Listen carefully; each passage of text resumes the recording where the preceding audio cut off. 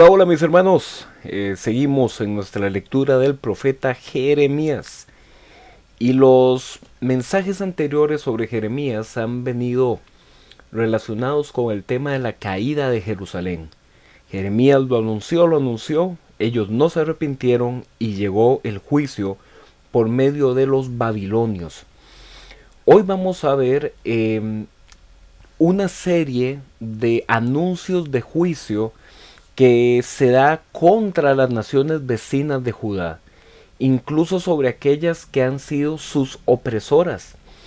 Por lo que entonces estamos ante el inicio de una nueva sección profética.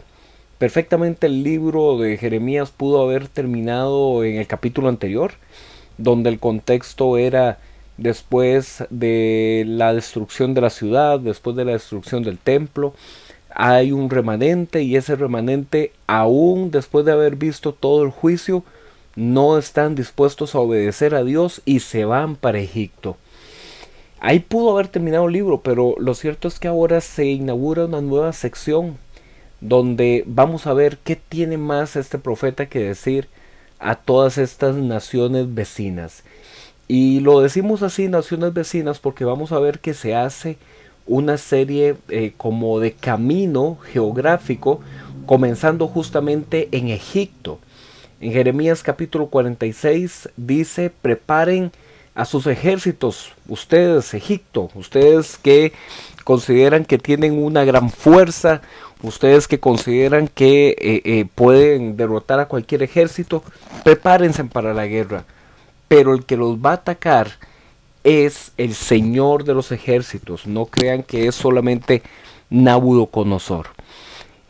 Tenemos que entender que este capítulo 46 dice que se sitúa durante la época del cuarto año de el rey Joacim.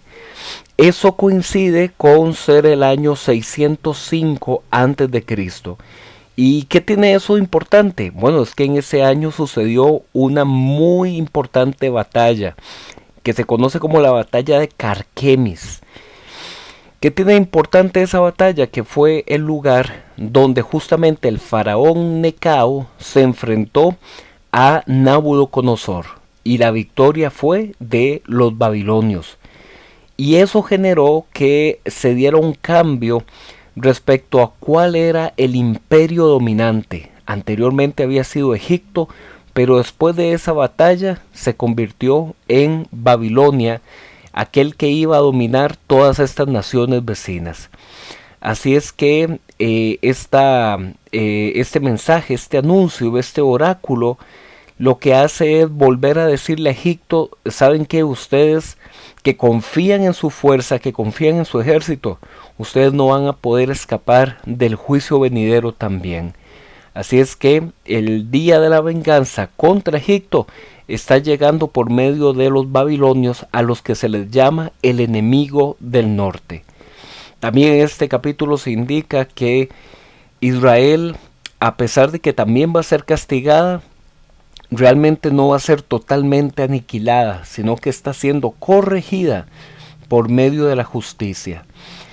Y esto es muy importante porque también nos hace entender que los juicios de Dios son una forma de purificación del pueblo, que lo único que ha hecho ha sido apartarse reiteradamente de él.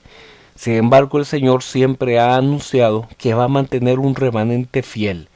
Ojo, ese remanente fiel no significa que sea necesariamente los sobrevivientes, sino que dentro de los sobrevivientes, tal y como lo vimos anteriormente en el profeta Habacuc, el justo vivirá por medio de su fidelidad. Entonces el remanente siempre es aquel que se encuentra atendiendo en su voluntad, en su corazón, en sus fuerzas, cómo agradar a Dios de todo corazón.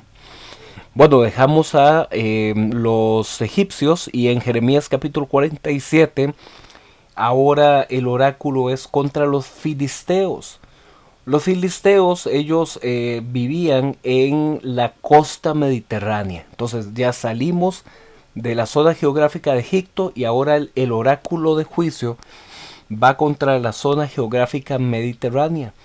que es lo que en la actualidad conocemos como la Franja de Gaza, o por lo menos una parte de esta zona filistea es lo que conocemos como la Franja de Gaza.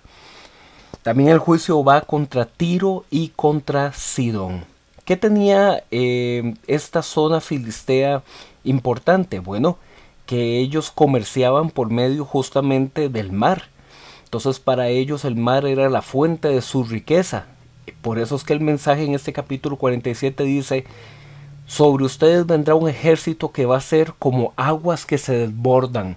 Entonces el profeta vuelve ahora, utiliza que aquello en lo que ellos confían se va a convertir también en la fuente de su destrucción. Entonces a los egipcios que se creían fuertes en su ejército, bueno, viene un ejército más fuerte que ustedes.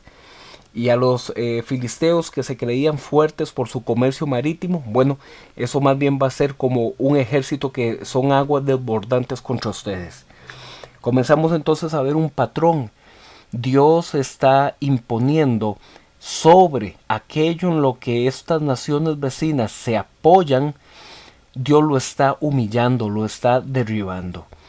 Y cuando nosotros comenzamos a hacer como una analogía con Jerusalén, nos damos cuenta que es similar a lo que pasó en el pueblo de Jerusalén, porque ellos se apoyaban en la fortaleza no de su ejército ni tampoco de su comercio, sino que ellos se sentían muy seguros del templo. Como tenemos el templo, entonces estamos seguros.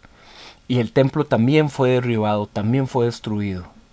Entonces el juicio está llegando no solo para Jerusalén, sino que también se anuncia para los egipcios, para los filisteos. Y en Jeremías capítulo 48, el juicio también es para los moabitas. Los moabitas son los vecinos que están al otro lado del río Jordán, colindando con Judá, es decir, en la parte sur este. Y acá se nos habla que los moabitas confiaban en su dios Quemos, ese era el dios territorial para ellos. Y ellos se sentían superiores a Israel.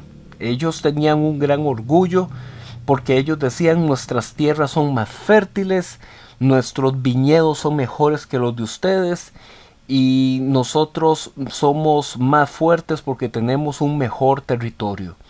Y por eso entonces aquí el mensaje les dice: ¿saben qué? Ustedes también van a quedar desolados, ustedes van a ser quebrados como una vasija.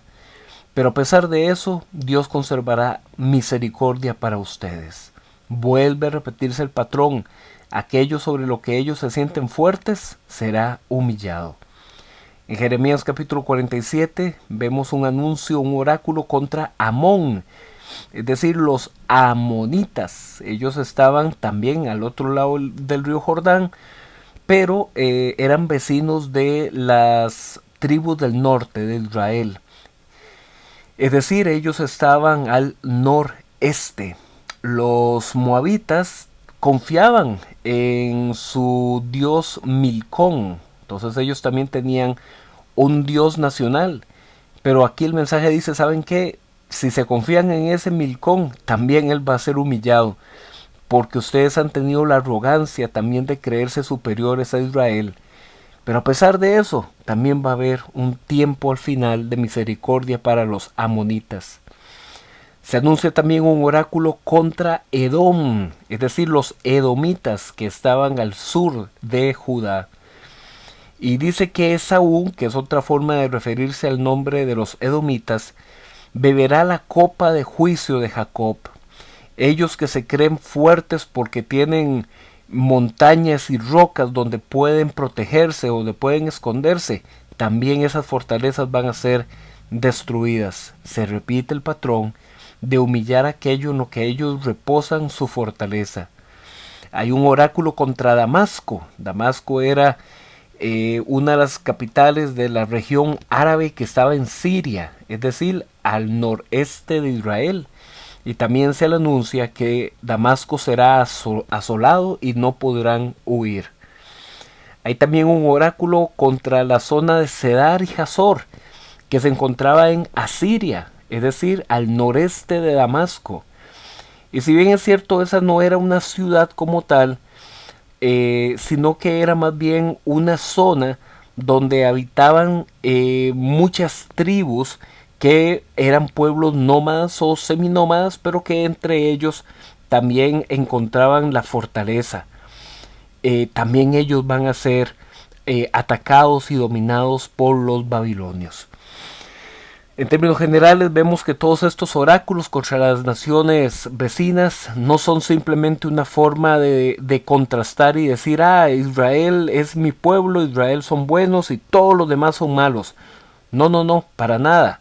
Más bien aquí el mensaje es que Dios juzga la arrogancia, Dios juzga la violencia, Dios juzga la idolatría, independientemente de quien lo practique, ya sea el pueblo del pacto o alguna de las naciones vecinas. Dios finalmente deja abierta una posibilidad de misericordia, incluso para aquellos que son enemigos opresores tradicionales de Israel. Nos vemos mañana para terminar con nuestro libro de el profeta Jeremías. Después del profeta Jeremías vamos a ver al profeta Ezequiel y ya casi nos vamos acercando más al cierre del Antiguo Testamento para comenzar con el Nuevo Testamento. Pero para eso nos aguarda todavía alrededor de un mes más. Entonces lo motivo a que siga avanzando en su proceso de lectura. Recuerde que lo importante no es llegar primero, es saber llegar, como dice el dicho popular. Nos vemos, que estén muy bien.